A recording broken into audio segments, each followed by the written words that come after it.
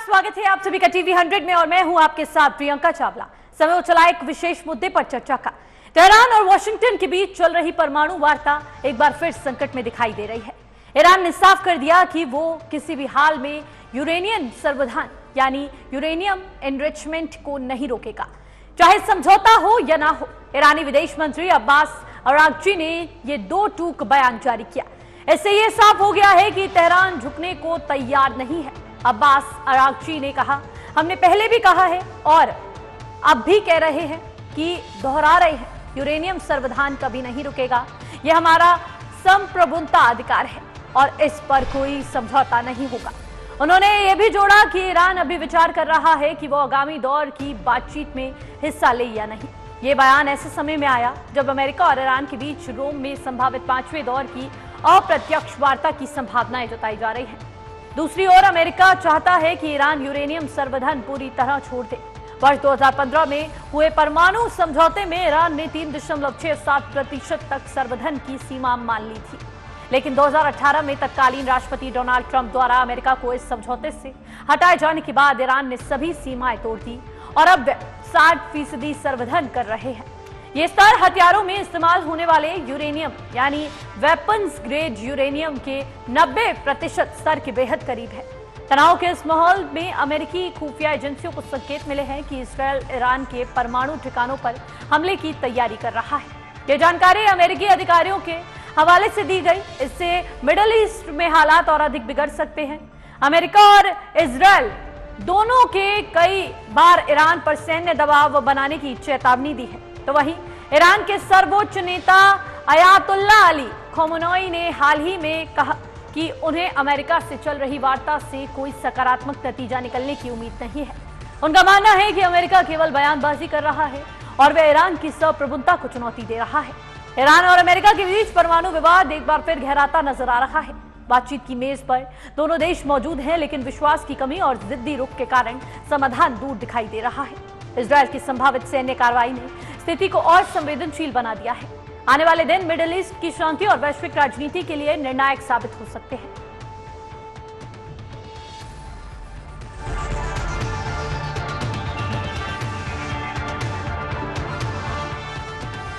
चले वहीं इस मामले पर तमाम चर्चा के लिए हमारे साथ यहाँ पर retired group captain doctor VN Jha ji जुड़ चुके हैं। इसके साथ ही साथ retired colonel VK Srivastava ji भी हमारे साथ जुड़ चुके हैं।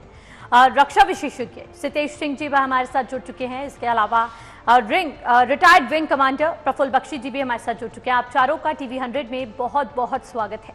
शुरुआत करना चाहूंगी प्रफुल्ल बख्शी जी आपसे। ईरान बार बार यूरेनियम संवर्धन ना रोकने की बात क्यों दोहरा रहा है? इसके पीछे क्या कुछ रणनीति, इसको आप किस तरह से देख रहे हैं?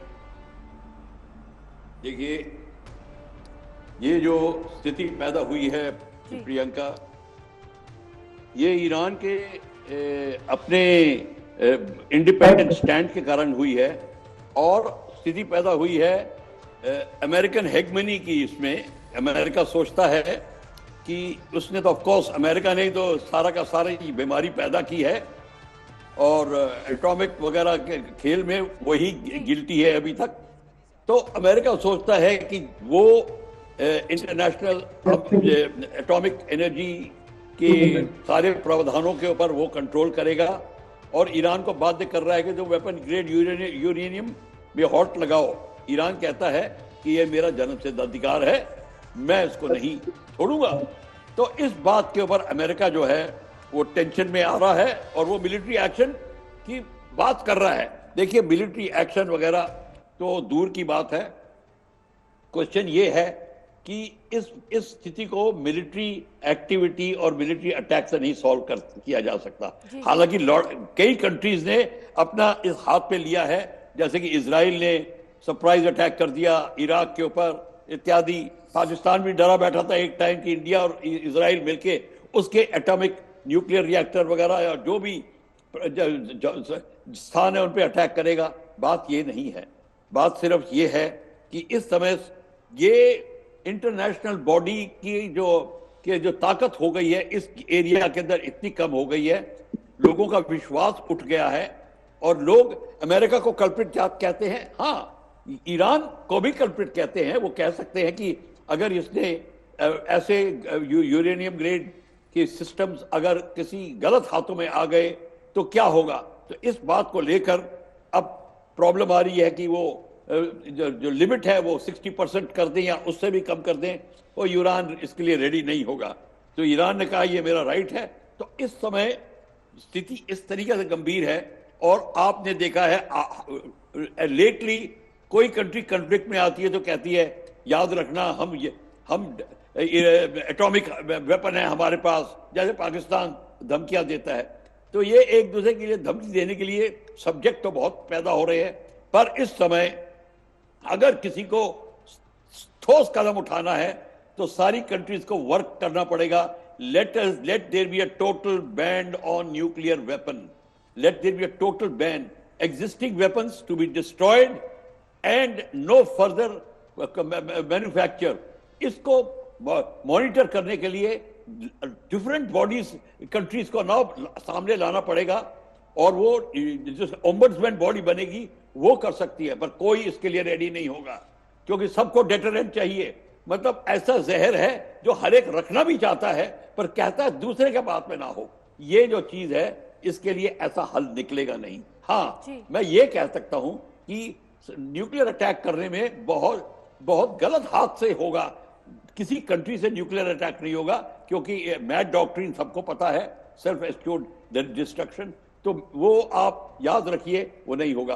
पर अभी देखते हैं कि खमीनी और अमेरिका के बीच में ये जो संघर्ष चल रहा है इसमें ऊंट किस करवट बैठता है। जी बिल्कुल बिल्कुल ठीक कहा। वीएन झा जी, आपसे समझना चाहूंगी जो अभी यहाँ पर बाइडेन सरकार की नीति है, अगर पूर्व यहाँ पर राष्ट्रपति ट्रंप की नीतियों की बात करें तो उसकी तुलना में जो बाइडेन सरकार की नीति है वो कितनी अलग है, और आप इस पूरे मामले को किस तरह से देख रहे हैं? देखिए प्रियंका जी, मैंने न्यूक्लियर बायोलॉजिकल केमिकल के ऊपर में एक स्पेशलिटी कोर्स होती है, ट्रेनिंग होती है, मैं उसके थ्रू गया हुआ हूँ, और इसलिए मैं जानता हूँ कि न्यूक्लियर हादसे या न्यूक्लियर जो आर्सनल्स हैं वो कितने भयानक हैं। देखिए, जहाँ तक ईरान की बात है, ईरान शुरू से ही वो अपना इस्लामिक बॉम्ब बनाने के लिए वो प्रतिबद्ध था, और इसमें बहुत सारे लोगों ने, बहुत सारे देशों ने उनको सहायता भी की है। जब से अमेरिका ने उसको पहला न्यूक्लियर संयंत्र दिया था वो न्यूक्लियर एनर्जी के लिए, तो तभी से पहले तो अमेरिका उसको फ्यूल जो था, वो जो यूरेनियम रॉड्स होते हैं वो देता रहा था। जहां तक सिविल न्यूक्लियर एनर्जी है और उसके जो संयंत्र हैं उसको क्रिटिकल चलाने के लिए यूजुअली 3.5% यूरेनियम जो होता है वो सफिशिएंट होता है। आज के दिनों में यहाँ तक कि 20% के आसपास, 20-22% के आसपास भी यूरेनियम उसमें होते हैं। उसमें कुछ एडिशनल बोरोन मिलाया जाता है, फिर उसके बाद उस रॉड को यूज किया जाता है। तो ये चीजें हैं। तो इसलिए जब से ईरान ने अपना जो यूरेनियम का रिसोर्सेस है उसको यूज करके यूरेनियम परिष्क्रमण करने लगा है, दो चीजें होती हैं जो इनरिचमेंट होती हैं, उसके लिए आप हिंदी के दो शब्द बोल सकते हैं। एक होता है परिष्क्रमण और दूसरा है कि कितना उसको परिष्क्रमण ही कर लीजिए, वही एक बेटर वर्ड है। तो ये करना उसका अधिकार था, लेकिन ये उसके दिमाग में उसके कुछ और चल रहा था। जब ही ईरान ने अपना यूरेनियम को 32%, फिर उसके बाद 62% परिष्क्रमण किया, तो ऑब्वियसली पूरे विश्व का जो कान था वो खड़ा होना चाहिए था। जो लोग चाहते थे कि न्यूक्लियर प्रोलिफरेशन ना हो, उसके कान खड़े होने चाहिए था, और तभी जो एटॉमिक एनर्जी कमीशन है उसको इंस्पेक्शन करना चाहिए था, लेकिन उन्होंने नहीं किया। अब यहां तक आता है बात समझ में। आज से मैंने 5 साल पहले एक आर्टिकल लिखा था कि ईरान आखिर खड़ा कहां है। जब वहां पे अंतर्राष्ट्रीय वहां पे इंस्पेक्शन हुआ तो ट्रेसेस ऑफ 92% यूरेनियम भी वहां पे मिला था।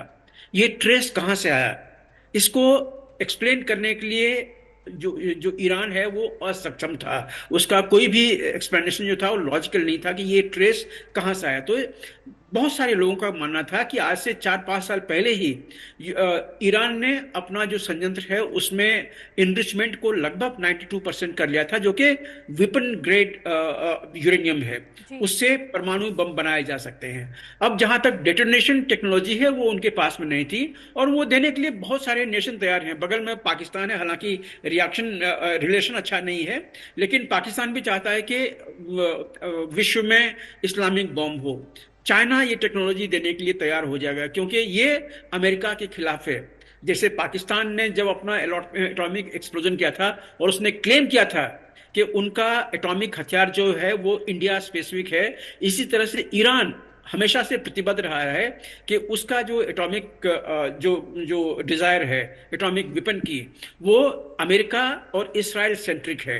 तो इसीलिए अगर आप नेतन्याहू का पिछला बयान यूएन के जो जनरल असेंबली में उसने दिया था, उसने वहां पे अपनी प्रतिबद्धता जताई थी कि वो ईरान को कभी भी न्यूक्लियर नहीं देखना चाहेगा। इसके लिए उसको जो भी करना है वो करेगा। तो एक चीज याद रखें कि जो जो जब न्यूक्लियर जहां पे परिष्क्रमण होता है या जहां पे ये चीजें रहती हैं उसके ऊपर में अटैक किया जाए, तो वो जो जनरल नॉर्मल जो कन्वेंशनल वेपन होता है, जैसे बॉम्ब हुआ, नॉर्मल बॉम्ब, नॉर्मल रॉकेट, उसके ऊपर में आप अटैक कीजिएगा, वहां पे अगर ब्लास्ट कीजिएगा चाहे मिसाइल से या बॉम्ब से, तो वो एक्सप्लोड हो जाएगा। लेकिन लेकिन न्यूक्लियर में ऐसा नहीं होता है। न्यूक्लियर जो जो यूरेनियम जो है, परिष्कृत यूरेनियम है, उसमें ऐसे एक्सप्लोजन नहीं होगा। उसमें एक्सप्लोजन करने के लिए बहुत स्पेशल टेक्निक चाहिए था, जिसमें कि एक कंप्यूटराइज्ड प्रोसेस होता है, जिसमें उसके जो शेल होते हैं उसके अंदर में बहुत हाई डिग्री ऑफ प्रेशराइजेशन वो होती है, क्रिटिकलिटी अचीव होती है, उसके न्यूट्रॉन जो स्लो न्यूट्रॉन होते हैं वो निकलते हैं, और फिर वो यूरेनियम में चेन रिएक्शन शुरू करता है। ये ऐसे नहीं होगा कि अगर किसी ने ऊपर से बॉम्ब गिरा दिया ऐसे वॉरहेड के पास में तो वो एक्सप्लोड हो जाएगा। नहीं, ऐसा नहीं होगा। हाँ, उसका कंटामिनेशन जो है वो पूरा एरिया कंटामिनेट हो जाएगा, ये जरूर है। तो ये चीज याद में रखें कि ये काफी पॉसिबल है, क्योंकि जेसीपीओ की बात जिस दिन से अमेरिका ने अपने आप को उसमें से निकाला, और उसका तर्क था कि अगर ईरान अपना बैलिस्टिक मिसाइल तैयार कर रहा है, बैलिस्टिक मिसाइल में वो कैपेबिलिटी दी है जहां पे के यूरेनियम, जहां पे के न्यूक्लियर आर्सेनल यूज हो, तो ये टेक्नोलॉजी आसानी से उसको बाकी कंट्री से मिल सकते हैं या वो भी डेवलप कर सकता है। तो ये उसका सिर्फ एक सिग्नेटरी होना जेसीपीओ में ये रूल आउट नहीं करता कि वो न्यूक्लियर नहीं होगा। तो इसलिए प्रोलिफरेशन के हिसाब से अमेरिका ने ठीक कहा था। लेकिन अमेरिका की जो डुप्लिसिटी है वो हमने पाकिस्तान के केस में भी देख ली है। पाकिस्तान में 1989 में अमेरिकी कमीशन आया था ये सर्टिफाई करने के लिए कि पाकिस्तान न्यूक्लियर स्टेट नहीं बनने जा रहा था, और उसने एक फॉल्स सर्टिफिकेट अपने कांग्रेस में दिया था अमेरिका में, जिसके बाद की ही जो भारत अलर्ट हो गया कि पाकिस्तान एक अघोषित न्यूक्लियर स्टेट बगल में है जिसका केंद्र सिर्फ भारत है। और इसीलिए वाजपेयी जी ने अपना जो न्यूक्लियर आर्सेनल है उसके ऊपर वो आगे बढ़े थे। तो ये सब चीजों को देखते हुए आज के दिन में आप ये मान के चल सकते हैं कि अमेरिका अगर सेटिस्फाई नहीं हुआ ईरान से, चाहे डील करके चाहे बिना डील करके, या और कोई इनका अंडर द टेबल अगर कोई इनका डीलिंग है वो करके, तो अमेरिकी और इस्राएली जॉइंट जो अटैक है वो ईरानियन संयंत्र पे हो सकता है। इससे उसकी कैपेसिटी जो है वो डिप्लीट हो जाएगी, लेकिन खत्म नहीं होगी। वो आगे के दिनों में फिर से वो अपने जो हाई इनरिच जो संयंत्र है इनरिचमेंट का वो लगा सकता है, लेकिन वो कई साल पीछे चला जाएगा। उसके जो अभी जो इमीडिएट एम्बिशन है कि वो न्यूक्लियर आर्सेनल बनाएगा, क्योंकि इसराइल के साथ में आज की उसकी बहुत बड़ी अनबन है। तो इसको रोकने के लिए हो सकता है कि इसराइल अपना ये प्लान करे कि उसका जो संयंत्र है, उसका जो जहां पे आर्सेनल उसका है रखा हुआ, अगर 92% उसके पास में ऑलरेडी है, तो उसको ध्वस्त किया जाए, उसको उड़ा दिया जाए। और आने वाले दिनों में ईरान को फिर कई दशकों बैक जाना पड़ेगा, फिर से उसको इनरिचमेंट जो संयंत्र है वो बनाने पड़ेंगे अगर उसका न्यूक्लियर एम्बिशन है तो। जी प्रियंका। बिल्कुल बिल्कुल वीएन झा जी, बिल्कुल ठीक कहा आपने। मैं समझना चाहूंगी सितेश सिंह जी से, क्या आपको लगता है सितेश सिंह जी, क्या इजराइल वाकई ईरान के परमाणु ठिकानों पर हमला कर सकता है, और अगर कर सकता है तो इसके परिणाम क्या हो सकते हैं? क्योंकि वीएन झा जी ने भी बताया कि काफी नुकसान पहुंच सकता है। प्रियंका जी, कोई भी, जहां तक मेरा विचार है, कोई भी परमाणु जिसके पास स्टोर है, परमाणु संपन्न राष्ट्र है, उसके ऊपर एक्सप्लोज करने से तो इसमें तो भयानक भयानक परिणाम होंगे ही होंगे। रेडिएशन अभी 6 अगस्त 1945 नागासाकी हिरोशिमा को पे जो जापान पे अमेरिका ने जो बम गिराया था, उसको हम वो काला दिन, वो काला इतिहास और वो जो वहां सर्वनाश हुआ वो हम भूले नहीं है। तो इसके ऊपर मेरा हिसाब से प्रियंका जी ये है कि इंटरनेशनल कम्युनिटी को दबाव बनाना चाहिए, जो उसका 92% से अबव जो उसने अपनी ये दक्षता हासिल कर ली है इसमें, तो इसको रोकना तो पड़ेगा, क्योंकि ये सब चीजें एटॉमिक एनर्जी और एटॉम बम में एक जिम्मेवार जो राष्ट्र है, जिम्मेवार देश के पास होना चाहिए। क्योंकि आपने भी देखा होगा ईरान और इसमें इतनी सहनशीलता है नहीं, ये कभी भी विश्व के लिए घातक हो सकते हैं, तो इसका प्रिवेंशन जरूरी है। प्रियंका जी। वीके श्रीवास्तव जी भी हमारे साथ जुड़े हुए रिटायर्ड कर्नल हैं, उनसे समझना चाहूंगी कि जो 2015 के परमाणु समझौते से हटने के बाद जब अमेरिका हट गया था, तो अब अमेरिका की भूमिका कितनी जिम्मेदारी वाली है? मैडम, सबसे पहले आपका टॉपिक से हटके मैं एक पॉइंट कहना चाहूंगा। It's my honour to share the बिल्कुल sure sir. Wingco Bakshi, Praful Bakshi sir, I really follow you on various debates. Thank you sir. अब मैडम आपके पॉइंट पे मैं आता हूँ जी। अमेरिका एक ऐसा राष्ट्र है जो अपना मतलब थोड़ा सा रूड वो है, वो हर जगह अपना सर डालना चाहता है, लेकिन यहां पर एक सही काम के लिए कर रहा है। जो आपका JCPOA जब बना था जी, तो P5 कंट्रीज जो यूनाइटेड नेशन सिक्योरिटी काउंसिल की 5 परमानेंट कंट्रीज थी, ईरान को अगर छोड़ देते हैं, उन्होंने ये बनाया था। 16 जनवरी 2016 को ये इफेक्टिव हुआ था, और 8 साल बाद ये खत्म हो गया, क्योंकि अमेरिका ने इसको ट्रंप के टाइम पर 2018 में उन्होंने विड्रॉ कर लिया।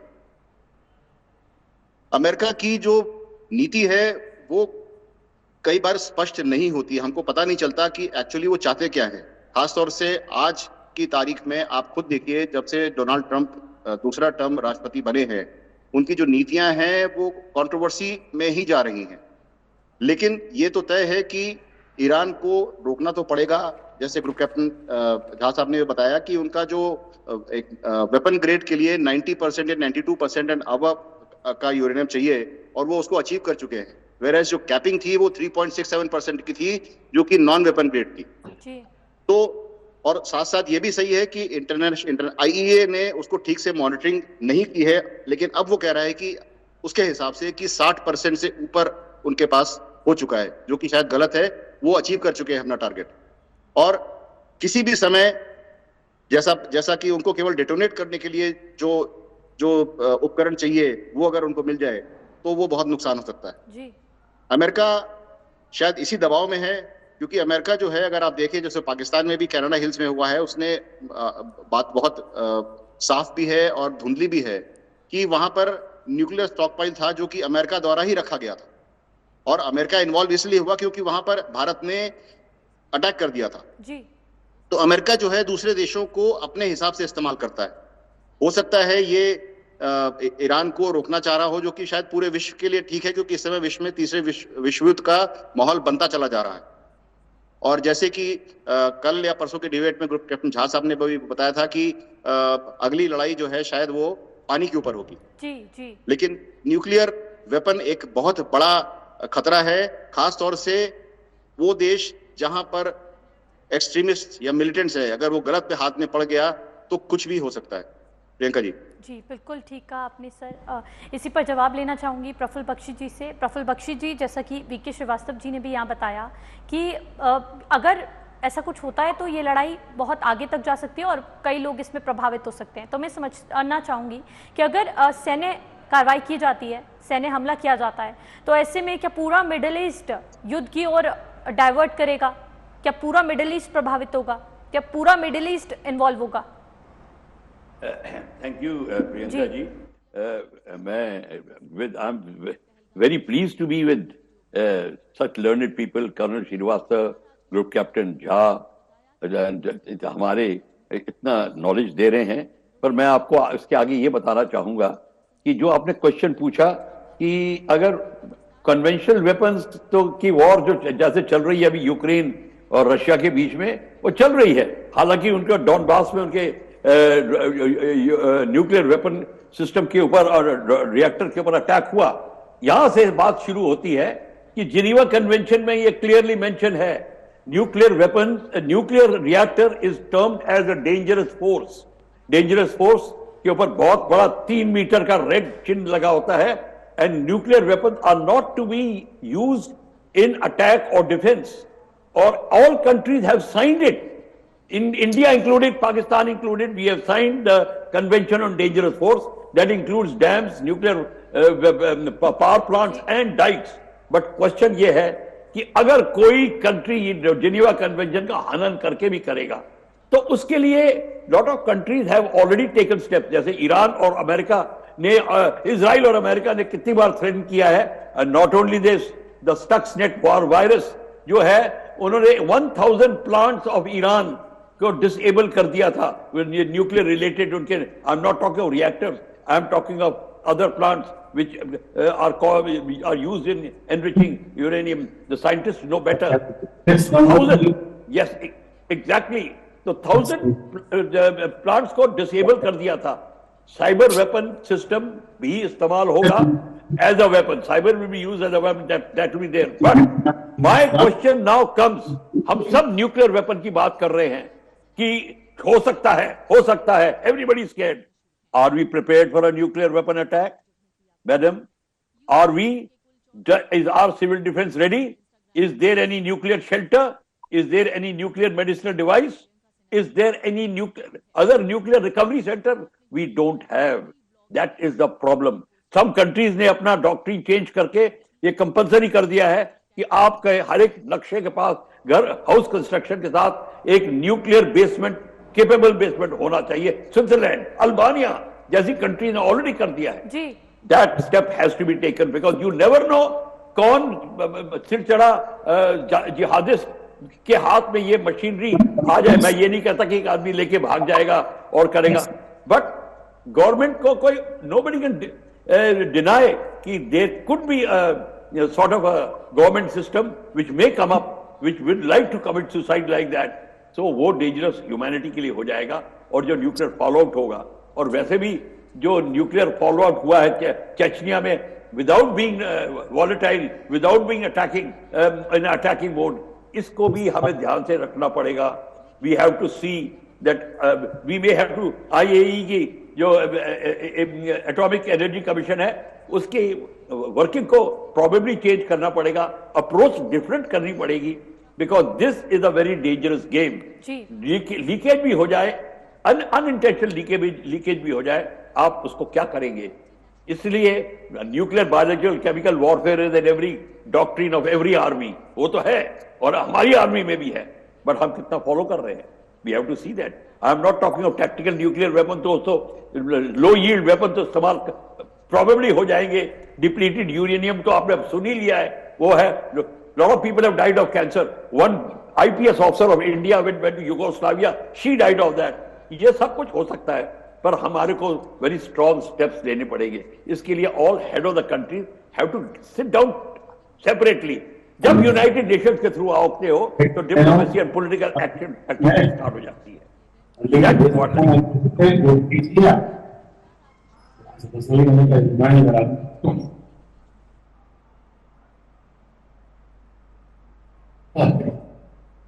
प्रियंका जी सर, जी सर, मैं VN झा जी से समझना चाहूंगी इस समय जिस तरह से अब पूरी चीजें सामने आ रही हैं, क्या अमेरिका इजराइल के साथ मिलकर सैन्य कार्रवाई का समर्थन कर सकता है? आपको क्या लगता है? प्रियंका जी, इससे पहले कि मैं आपके इस प्रश्न का जवाब दूं, प्रफुल्ल जी ने अभी एक बहुत अच्छा सवाल उठाया कि क्या देश प्रिपेयर्ड है, क्या विश्व प्रिपेयर्ड है। और इसी के ऊपर में पिछले महीने मैंने एक आर्टिकल लिखी थी, nuclear flash points, is the world prepared for it. आपको याद रखना होगा कि जो ईरान में जो JCPO का जो सिग्नेटरी जितने सारे थे उसमें P5+1 थे, उसमें जर्मनी भी था। तो ये सारे लोगों ने जो डील किया था, डील बाय एंड लार्ज ठीक था। और ये उन दिनों में हुआ था जबकि जो अमेरिका जो ईरान था वो 60% इन्वेस्टमेंट के आसपास में था। उसको 2 और प्रोसेसिंग करने पड़ते 90 के पास आने के लिए। यहां पे सवाल उठता है कि उसने ऐसा क्यों किया, उसने आगे वो क्यों बढ़ा। तो उसकी मानसिकता राइट फ्रॉम द बिगिनिंग थी। ईरान के जो जो रेडिकल लीडर्स हैं, उनके स्टेटमेंट आप पिछले लगभग 10-15 साल में देख लीजिए, उनकी हमेशा से इस्लामिक बॉम्ब की एक एम्बिशन रही है और वो उसी तरफ बढ़ते जा रहे थे। जो उनके रिएक्टर के लिए जो चाहिए था यूरेनियम, वो तो कब का उन्होंने हासिल कर लिया था। 3.5% उसमें चाहिए था इन्वेस्टमेंट, वो तो बहुत पहले ही कर लिया था। उसके वो लोग आज के दिन में बहुत आगे बढ़ गए हैं, इतने आगे बढ़ गए हैं कि हमें आश्चर्य नहीं हुआ कि वो ऑलरेडी किसी न किसी तरह का एक टेस्ट कर लिए होंगे। ऐसी रिपोर्ट भी है लगभग 1.5 साल पहले की कि ईरान के आसपास में एक ट्रिमर आया था, भूकंप नहीं था, एक ट्रिमर नोट किया गया था, जो कि अमेरिकी प्रशासन के पास में था ये चीज डेटा कि उनके हिल्स के आसपास में, माउंटेन्स के आसपास में एक ट्रिमर था, जिससे कि अंदाजा लगाया सकता कि ईरान ने शायद न्यूक्लियर टेस्ट का जो वो किए हुए हैं। एनीवे, वो बात छोड़ दीजिए। अब आज के दिन में एक और चीज ले लीजिए। आज से 3-4 महीने पहले एक थ्रेट फिर से ईरान ने दिया था कि हम इसराइल को खत्म कर देंगे, इसके लिए अगर एटॉमिक पावर यूज करना पड़ेगा तो हम करेंगे। इसका मतलब ये हुआ कि ईरान की या तो ये धमकी हो सकती है, जैसे पाकिस्तान हमें धमकी दे रहा है, लेकिन पाकिस्तान की धमकी जो है इसके उपरांत है कि उसने ऑलरेडी न्यूक्लियर एक्सप्लोजन कर लिए हैं।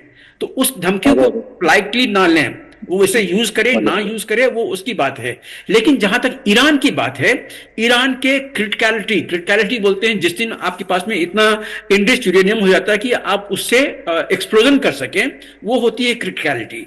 तो क्रिटिकलिटी के पास पहुंचा है नहीं पहुंचा है ये हम बड़े सर्टेनली नहीं कह सकते हैं, लेकिन अनुमान लगा सकते हैं कि ईरान के पास आज के दिन में क्रिटिकलिटी है और वो अगर चाहे तो इसराइल के ऊपर में आने वाले दिनों में हमला कर सकता है। ये कहना आसान है मेरे लिए, लेकिन ये करना ईरान के लिए बहुत मुश्किल होगा, क्योंकि इसराइल के पास भी ये जो एटॉमिक बॉम्ब्स हैं ये हैं उनके पास में already. They have already tested it, they have already weaponised it.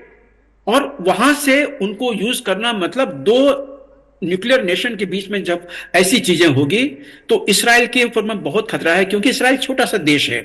अगर वहां पे 2 भी ऐसे न्यूक्लियर अगर आर्सेनल गिर गए तो इसराइल खत्म हो जाएगा। लेकिन ईरान एक बड़ा कंट्री है, आप तेहरान को नॉकआउट कर दीजिए, आप उसके और किसी चीज को नॉकआउट और शहर को नॉकआउट कर दीजिए, याद रखिए ये जो एटॉमिक आर्सेनल्स हैं ये स्ट्रेटेजिक वेपन हैं। आज के दिन में कुछ देशों ने उससे छोटे बॉम्ब्स बनाए हुए हैं, जिससे एक छोटे से शहर को, एक छोटे से इंस्टॉलेशंस को, एक छोटे से कैंटोनमेंट को खत्म किया जा सकता है, जिसको वो लोग कहते हैं टैक्टिकल बॉम्ब है। लेकिन टैक्टिकल कुछ नहीं होता है। जहां भी आप न्यूक्लियर अटैक कीजिएगा वहां अगर एक्सप्लोजन होगा तो उस एक्सप्लोजन के बाद जितनी एनर्जी निकलेगी उसके आसपास के सारे सिविलियंस होंगे वो मरेंगे, चाहे वो 100 में हो या 1000 में हो, वो मरेंगे। वो जो पूरा एरिया है जहां पे कि एक्सप्लोजन के बाद जो फॉल आउट हुआ है वो पूरा का पूरा कॉन्टेमिनेटेड एरिया है, उसको आप अगले 100 साल तक उसको यूज नहीं कर पाएंगे। हिरोशिमा देख लीजिए, नागासाकी देख लीजिए, अरे यूक्रेन के पास में जो उनका संयंत्र जहां पे ब्लास्ट हुआ था वो देख लीजिए, फ्यूकुशिमा देख लीजिए जापान में। ये जब ये ब्लास्ट होते हैं उसके बाद फिर वो यूजेबल नहीं होता है, अगले 50 या 100 साल के लिए, 200 साल के लिए यूज नहीं होगा। हिरोशिमा में अभी तक एक भी घास नहीं उगा है जहां पे ब्लास्ट हुआ था। तो ये बड़ी डेंजरस चीजें हैं, ये मान के चलें। लेकिन फिर ये ईरान है, पाकिस्तान है, ये सब रेडिकल नेशन हैं।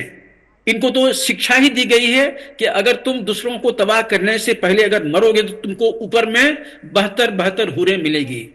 ये इनके दिमाग में दिया हुआ है, और दिमाग भी इनका इतना ही है कि उसको वो एक्सेप्ट कर लेता है।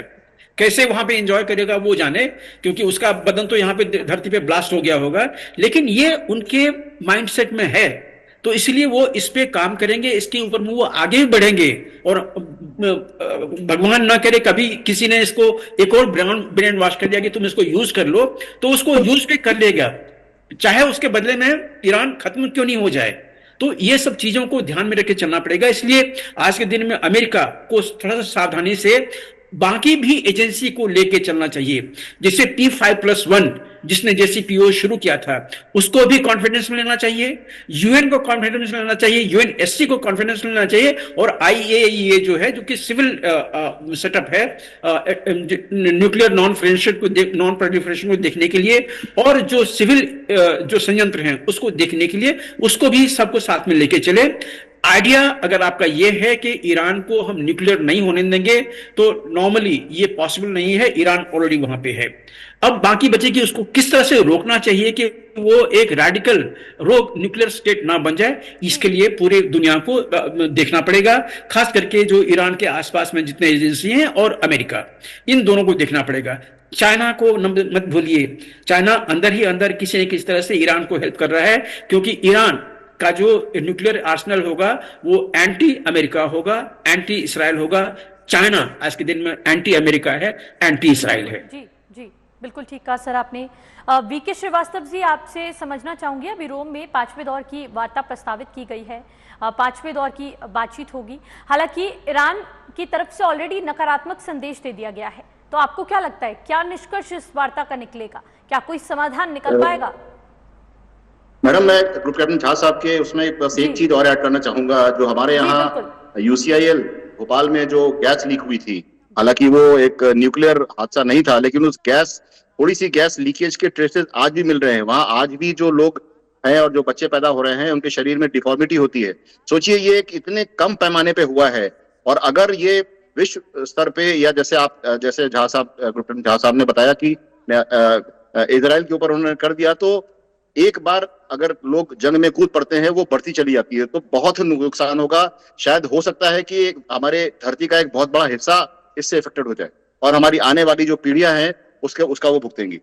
आपकी बात उस मीटिंग की, जो इनके खुमनेई साहब हैं, जो सुप्रीम लीडर हैं ईरान के, उन्होंने साफ बोल दिया है कि जैसे प्रफुल्ल बख्शी साहब ने भी पहले बोला था कि वो उनका राइट है, उसमें वो नहीं मानेंगे, किसी का बाहरी हस्तक्षेप नहीं चाहिए उनको, और उन्होंने इस चीज को नॉनसेंस डिक्लेयर कर दिया है। अगर आप मीटिंग में ऐसे ओपन माइंड के साथ नहीं जाएंगे, एक माइंडसेट लेके जाएंगे, तो ऐसी जो मुलाकातें हैं, ऐसी मीटिंग्स हैं, उनका कोई हल नहीं निकलने वाला। एक खुले मन से अगर आप अप्रोच करते हैं, चीजों को आप एक्सेप्ट करते हैं, डिस्कस करते हैं, तो शायद समाधान निकल पाए। नहीं तो एक रेडिकल देश होने के नाते उनकी सोच भी रेडिकल है और उनका काम भी रेडिकल है। प्रियंका जी। प्रफुल्ल बख्शी जी, आपसे भी समझना चाहूंगी कि क्या अब सारे दरवाजे बातचीत के बंद हो चुके हैं, या फिर अभी भी कोई उम्मीद की किरण बाकी है? नहीं, मैं ये नहीं कहूंगा कि सारे दरवाजे बंद हो गए हैं। ईरान को अप्रोच करने के कई तरीके हैं। अभी रशिया चाइना का जो कॉम्बिनेशन है, चाइना नॉर्थ कोरिया, ये तो ईरान के साथ में है ही, ये पर क्वेश्चन ये है, इनको भी अप्रोच किया जा सकता है। China is quite open to a lot of things. ऐसी बात मत सोचिए, तो China is a very strong country, ये इस बात को लेके चलेगा। पर जब ये मीटिंग होगी, तो America would also like to have, people will raise fingers at America also, and lot of things running of the IAEA के लोग क्वेश्चन उठाएंगे। तो मैं ये नहीं कहता कि इसके दरवाजे बंद हैं, बट इसको ऐसी पर्सनैलिटीज को इसको टेक ओवर करना पड़ेगा, इस काम को, जिनकी एक्सेप्टेंस हो। ये इसमें सिर्फ चाइना आके कहेगा नहीं होगा, there has to be leaders. I can openly say, like India's leader statement in this, because हमारी मेच्योरिटी इसमें बड़ी देखी गई है। We have acted very maturely, जिस तरीके से हमने न्यूक्लियर पॉलिसी लगाई है, तो अप्रोच किया जा सकता है ईरान इसमें। पर आपको मैं ये भी बता दूं, ये ईरान के जो है कितने इस्लामिक देश ईरान के साथ में आएंगे नहीं आएंगे, यहां पे भी शिया सुन्नी का प्रॉब्लम है। तो ये भी याद रखिए, अमेरिका क्यों ईरान के खिलाफ है ये भी हमें पता होना चाहिए। कई रीजंस हैं और इसीलिए वेरियस कनेक्टेड रीजन होंगे, पर सब पॉलिटिकल डिस्पैरिटीज को थोड़ा नीचे रखकर आगे बढ़ेंगे तो मेरे ख्याल से कुछ ना कुछ हल निकल सकता है। जी वीएन झा जी, आपको क्या लगता है, क्या कोई और देश, क्या कोई और अन्य देश, आपने चीन को तो अलग ही कर दिया क्योंकि चीन शायद ईरान की मदद कर रहा है, लेकिन रशिया भी है, यूरोपीय यूनियन भी है, क्या कोई मध्यस्थता की कोशिश करवा सकता है या कर सकता है? प्रियंका, मेरा मानना है कि आज के दिन में आप एक्सेप्ट कर लीजिए कि दुनिया में आज के दिन में 10 न्यूक्लियर संपन्न देश हैं। P5 प्लस भारत ने अपने आप को न्यूक्लियर घोषित कर दिया है, पाकिस्तान ने अपने आप को न्यूक्लियर घोषित कर दिया है, 7 हो गए, और 3 अघोषित देश हैं, और वो है इसराइल, ईरान और नॉर्थ कोरिया।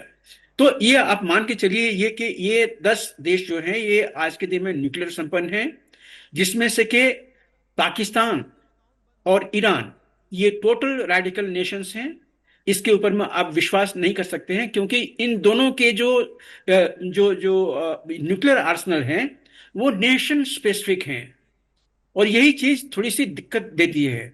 पाकिस्तान का भारत के खिलाफ उन्होंने पहले ही घोषित कर दिया था कि मेरा जो एटॉमिक हथियार है वो तो भारत के खिलाफ है, और वो जो एक नफरत जो होती है पाकिस्तान में, वो नफरत पार्टीशन के टाइम से ही उसके डीएनए में चला आ रहा है। तो इसको आप कुछ नहीं कर सकते हैं, ये वहां पे है। हाँ, अपना जो भारत जो है, भारत पाकिस्तान को एक छोटा सा वीड थ्रेट दे दे कि तुमने अगर अपना न्यूक्लियर आर्सेनल भारत स्पेसिफिक बनाया हुआ है तो फेयर एनफ, तुम्हारा अधिकार है वो, लेकिन जिस दिन तुमने यूज किया उसको, जिस दिन वो जो तुम्हारा आर्सेनल है भारत के ऊपर में गिरा, एक्सप्लोजन क्या होगा नहीं होगा उसका कोई मतलब नहीं है, लेकिन उसके अगले मोमेंट ही तुम्हारे ऊपर में जो डिसप्रोपोर्शनेट रिटेलिएशन होगा, पाकिस्तान अगला दिन का सूरज देखने के लिए नहीं रहेगा। अगर ये एसओपी भारत बना ले तो फिर पाकिस्तान आगे से गलती करके भी ये जो न्यूक्लियर रैटलिंग जो होता है कि हमारे पास में पाव भर का है, उसके 1 इंच का है, वो अपने अंदर में लेके रखे वो, लेकिन भारत के खिलाफ वो यूज नहीं कर पाएगा। और यही एक दूसरा जो सवाल उठता है वो ईरान के साथ में है, क्योंकि ईरान का बिल्कुल स्पेसिफिक है, वो इसराइल के खिलाफ वो यूज करना चाहता है, और इसराइल ने यूएन में पूरे दुनिया के सामने में ये कसम खाई है, ये प्रण लिया है कि I will not allow Iran to get nuclear, general assembly में, कहीं और नहीं। तो इसको आप ग्रेविटी समझिए। और जब इसराइल ने ये चीजें जनरल असेंबली में कही है, वो उन दिनों में कही थी जबकि इसराइल के पास में ऑलरेडी न्यूक्लियर आर्सेनल था। तो वो लोग ईरान के खिलाफ स्टेप नहीं लेंगे, मुझे नहीं लगता है। ये जो है ये खतरा जो है आसपास मंडरा रहा है। अभी अगर अटैक हुआ तो जो रिटेलिएशन होगा उसके खतरे कम है, क्योंकि अभी ईरान के पास में जो डिलीवरी मैकेनिज्म होती है कि आपने बैलिस्टिक मिसाइल में MIRV में वो जो आर्सेनल है उसको लगा दिया है, वो चीजें अभी ईरान के पास में नहीं आई हैं। और जो कुछ खबर छन के आ रहे हैं उसमें ये भी है कि उसके पास में जो चाइना ने एक सिस्टम दिया हुआ डेटोनेशन का, वो परफेक्ट नहीं है। ईरान ने कई बार ट्राई की है, ये परफेक्ट नहीं हुआ है। तो इसके चलते ईरान चांस नहीं लेना चाहता है कि उसने इसराइल के ऊपर में जो न्यूक्लियर आर्सेनल है वो छोड़ तो दिया, लेकिन वो एक्सप्लोर नहीं हुआ। उससे क्या होगा कि रिटेलिएशन में ईरान खत्म हो जाएगा, लेकिन कोई ज्यादा क्षति इसराइल को नहीं उठानी पड़ेगी। इसीलिए वहां पे आज के दिन में वो मामला रुका हुआ है, और ये ईरान के लिए भी खतरा है, क्योंकि अगर आज के दिन में अमेरिका और इसराइल ने अपना मन बना लिया कि हम ईरान के जो परमाणु संयंत्र हैं उसके ऊपर में अटैक करेंगे, उन मोसाद के पास में ये इंफॉर्मेशन है प्रेसिजन के साथ में कि इस कोऑर्डिनेट पे आज के दिन में ईरान का जो परिष्कृत यूरेनियम है वो रखा हुआ है या उसका वॉरहेड रखा हुआ है, तो उसको खत्म करके रहेगा अगर उसने ठान लिया तो इसलिए बहुत सारे अभी इफ्स एंड बट्स हैं, लेकिन ये खतरा वहां पे है। मिडिल ईस्ट के बाकी जो कंट्री हैं वो उसमें ज्यादा अफेक्टेड नहीं होंगे, सिर्फ ईरान अफेक्टेड होगा, इसराइल अफेक्टेड हो सकता है। लास्ट में मैं सिर्फ यही कहूंगा कि चूंकि ईरान का अभी हाथ है लगभग रीजन के सारे देशों में, हमास उसका आदमी है जो कि गाजा में प्रॉब्लम कर रहा है, हिजबुल्ला उसका आदमी है जो लेबनान में प्रॉब्लम क्रिएट कर रहा है और सीरिया में भी प्रॉब्लम क्रिएट कर रहा है, हूती उसका आदमी है जो कि यमन से सारे विश्व को उद्वेलित कर रहा है रेड सी में अटैक करके। तो ईरान जो है वो भी रोग स्टेट है। भारत अपने आप को कह ले कि वो हमारा पार्टनर है और समथिंग है, लेकिन ईरान एक रोग स्टेट है, उसको मान के चलिए। और उसके आगे कि फिर सोचिए कि ईरान क्या करेगा, इसराइल क्या करेगा। जब तक इसराइल थ्रेटेंड नहीं होता है तब तक शायद इसराइल एक्शन ना ले, लेकिन जिस दिन इसराइल को लगेगा कि वो थ्रेटेंड हो रहा है वो अपना एक्शन लेगा। जी बिल्कुल, जैसा कि वीएन झा जी ने कहा, वीके श्रीवास्तव जी, कि ईरान सभी के साथ है, रोम में ही शामिल होता है। हालांकि मैं ये समझना चाहूंगी कि अगर ईरान इसी तरह की कोशिशें करता है या फिर अपने रुख को नहीं बदलता तो अंतर्राष्ट्रीय स्तर पर उसका ये रुख उसको अलग थलग कर देगा। मैडम, बड़ी जाहिर सी बात है, जो न्यूक्लियर वॉर का जो खतरा जो मंडरा रहा है वो सभी के लिए हानिकारक है। जैसा कि गुरप्रीत झा साहब ने बोला, 10 कंट्रीज हैं which have gone nuclear, out of that 3 ने अपने आप को डिक्लेयर नहीं किया है। लेकिन ये खतरा सभी के लिए है, क्योंकि नुकसान तो सभी का होगा। इसलिए किसी ना किसी तरीके से कोशिश ये रहनी चाहिए जिसमें वो नेशंस जो आपके P5 नेशंस हैं और United nation security council, IAEA और जो एजेंसीज हैं, उनको मिलके एक वैश्विक लेवल पे ईरान को किसी ना किसी तरह से ये कोशिश करनी पड़ेगी कि अपना जो यूरेनियम मैनेजमेंट का जो उनका प्रोग्राम है उसको कट डाउन करें और उनके ऊपर जो सैंक्शन जिसके उनको सैंक्शंस उनको हटे थे उसका वो फायदा लें, क्योंकि वो नॉन न्यूक्लियर वेपन के लिए ही उनको दिया गया था, लेकिन वो उसको बढ़ा चुके हैं। तो कोशिश जारी रहनी चाहिए, क्योंकि बातचीत से ही हल निकल सकता है। और ईरान को भी इस बात के लिए एक ओपन माइंड सेट से वहां अप्रोच करना चाहिए और उस वार्ता में भागीदार बनना चाहिए। और कोशिश ये करनी चाहिए कि जो ये न्यूक्लियर युद्ध का जो खतरा मंडरा रहा है उसको कम से कम करे, जिससे कि कम से कम मानवता को और नुकसान ना हो। हम पर्यावरण से वैसे ही नुकसान कर रहे हैं और भी बहुत ढेर सारी चीजें हैं, और अगर उसके ऊपर टॉप इट अप अगर ये न्यूक्लियर वॉर हो गया तो पता नहीं विश्व का क्या होगा। प्रियंका जी। प्रफुल्ल बख्शी जी, मैं समझना चाहूंगी, क्योंकि न्यूक्लियर वॉर, न्यूक्लियर वेपन्स की धमकी आजकल हर कोई देता नजर आता है जिसके पास है। ऐसे में क्या इनका इस्तेमाल करना इतना आसान है? क्योंकि कभी भी किसी के साथ थोड़ी बहुत तानातानी किसी भी के साथ बन जाए तो सीधा धमकाने वाली चीजें आती हैं कि न्यूक्लियर वेपन का इस्तेमाल कर देंगे, न्यूक्लियर पावर का इस्तेमाल कर देंगे। तो क्या इतना आसान होता है? देखिए, आपका जो क्वेश्चन बड़ा लोडेड है। आसान तो उतना ही है जितना कि B-29 पे लोड करके उन्होंने they went and bomb 2 cities। तो आप उसमें मुश्किल और आसानी की बात सवाल नहीं होता।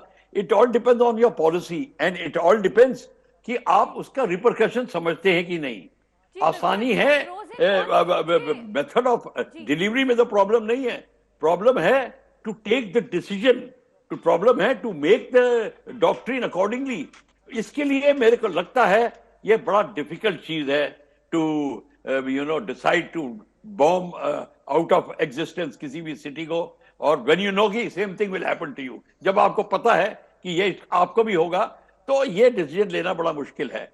पर इसके लिए हमको actually to tell you the truth, बहुत सजेशन आती हैं उसकी यूरेनियम सप्लाई के ऊपर, जहां से सप्लाई आ रही है उसके ऊपर अटैक कर दो, उसको कैप्चर कर लो, सो मेनी थिंग्स।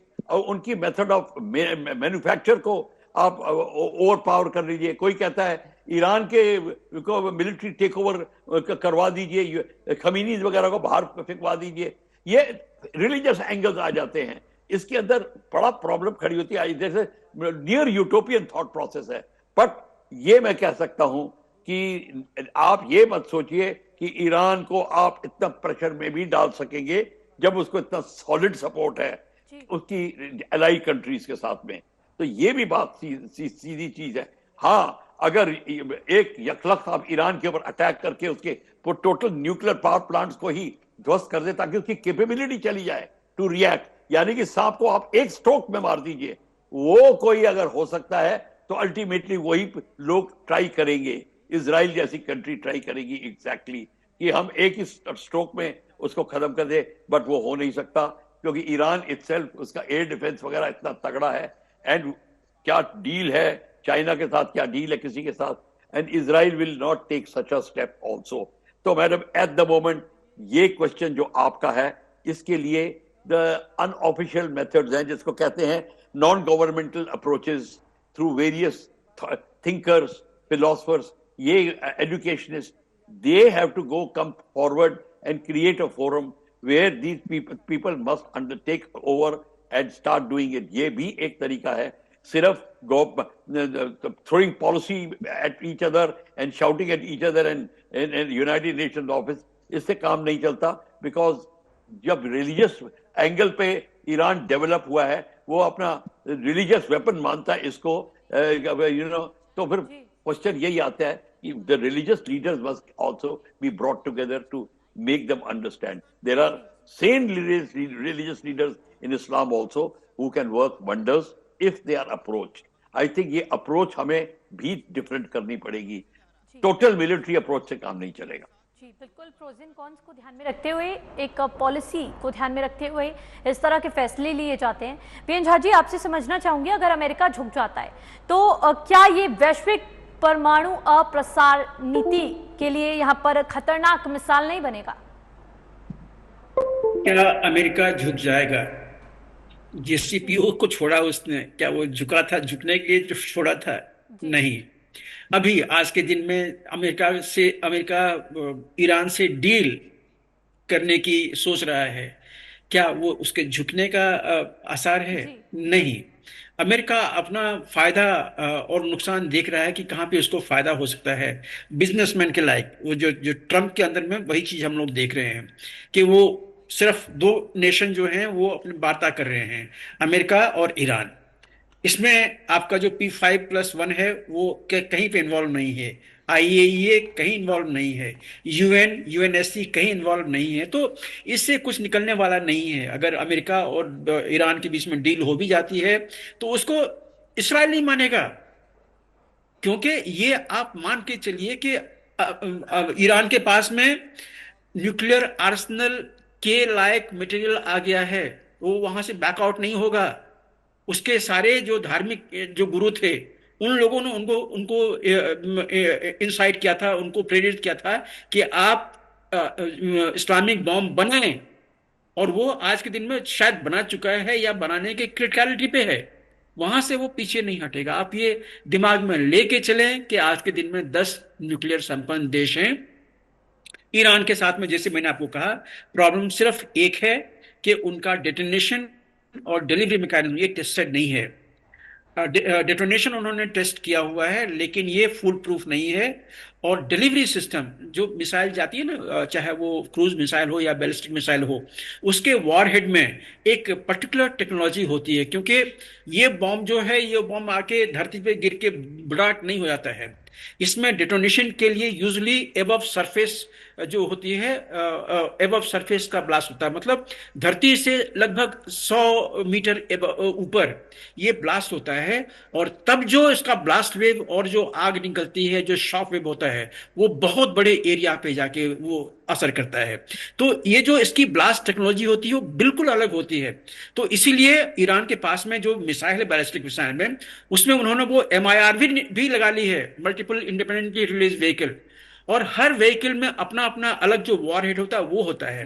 लेकिन वो जब आता है नीचे, जब MIR जब नीचे आएगी, किस लेवल पे उसका डेटोनेशन होगा, उसका जो टेस्टिंग होती है वो बहुत क्रिटिकल होती है. तो वो अभी तक उनके पास में फुल प्रूफ सिस्टम नहीं है MIR में उसको लगाने के लिए या बैलिस्टिक मिसाइल में लगाने के लिए. इसलिए ईरान अभी एक स्टेप पीछे है. यहाँ पे अगर उसको धमकाया गया, यहाँ पे उसके ऊपर प्रेशर डाला गया और उसको कॉन्सिक्वेंसेस उसके याद दिलाए गए, हो सकता है कि वो अपना डिसीजन वापस ले, लेकिन मुझे नहीं लगता कि वापस लेगा. एक ही रास्ता है ईरान को आज के दिन में रोकने के लिए. अगर इसराइल को सुरक्षित रहना है तो अब उसके संयंत्र पे कहीं ना कहीं हमला जो है वो सीधे या परोक्ष रूप से वो होगा, क्योंकि अमेरिका को इस डिस्कशन से कुछ नहीं मिलने वाला है. जी बिल्कुल.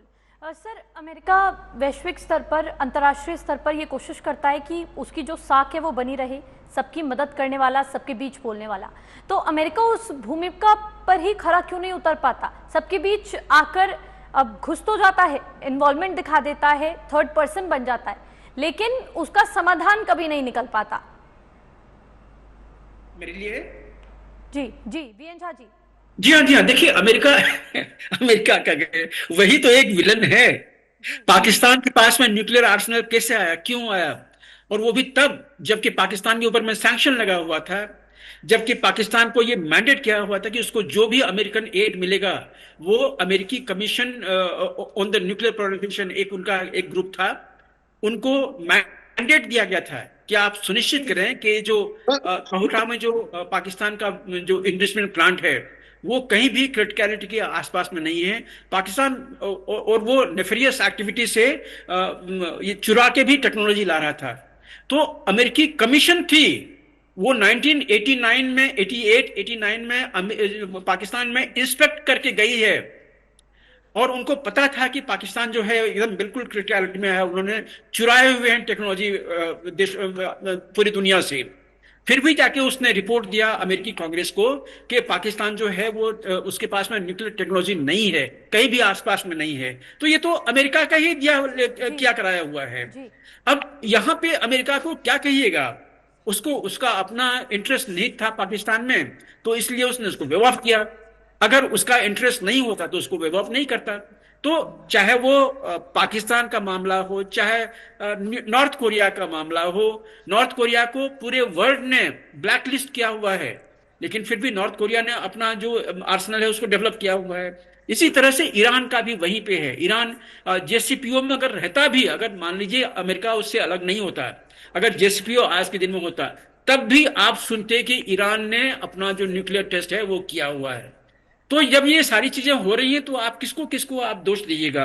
दोषी तो अमेरिका ही है, क्योंकि इसने डबल रवैया जो है, वो दोहरा रवैया वो अपनाया हुआ है न्यूक्लियर प्रोलिफरेशन को लेके। तो अब हमें एक्सेप्ट कर लीजिए कि आज के दिन में दुनिया में 10 न्यूक्लियर संपन्न देश हैं जो किसी के ऊपर में अटैक कर सकते हैं। खास करके ये जो दो हैं, पाकिस्तान और ईरान, ये काफी डेंजरस हैं, क्योंकि इनका जो मुंह है वो दैत्य का मुंह वो आपके तरफ में खुला हुआ है, पाकिस्तान का भारत के तरफ में और ईरान का इसराइल के तरफ में।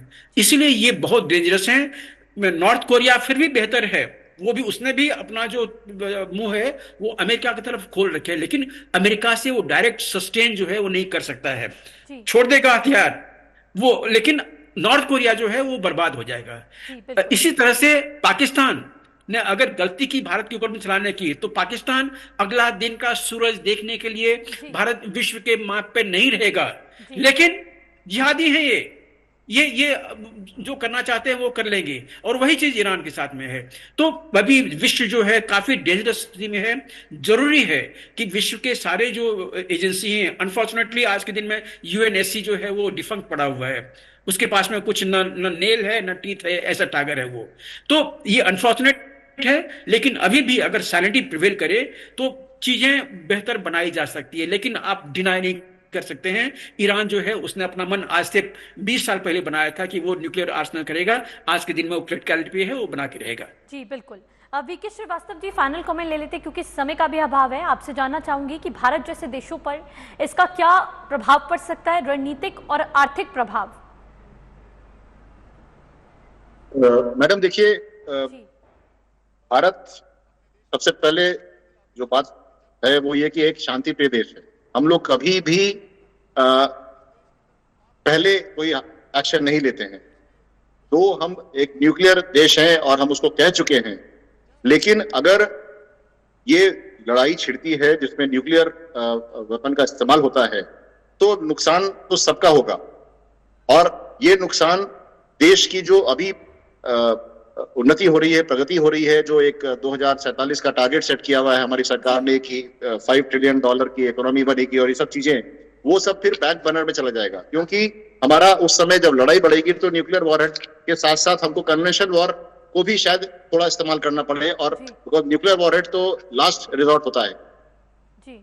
लेकिन उससे क्या होगा कि हमारा डिफेंस प्रोडक्शन बढ़ेगा और हमारा जो पैसा हमारी उन्नति के दिया जाएगा वो डिफेंस प्रोडक्शन में जाएगा। आजकल की जो वॉर्स हैं वो कन्वेंशनल वॉर्स जो होती हैं उसमें ये नहीं है कि आपके पास वेपन कितना है, ये है कि आप अपना जो डिफेंस प्रोडक्शन है वो कितने दिन तक और वो लॉजिस्टिक बैकअप कितने दिन तक सस्टेन कर सकते हैं।